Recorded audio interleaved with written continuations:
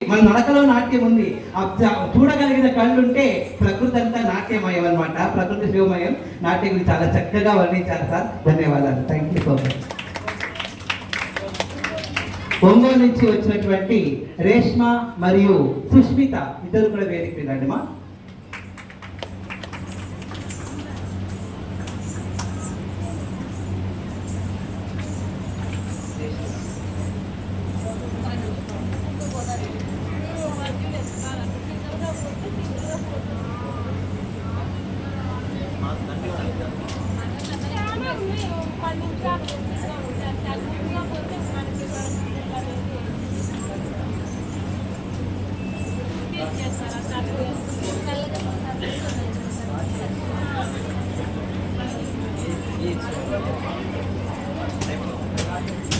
ప్రకాశం district Ongole నుంచి వచ్చారట.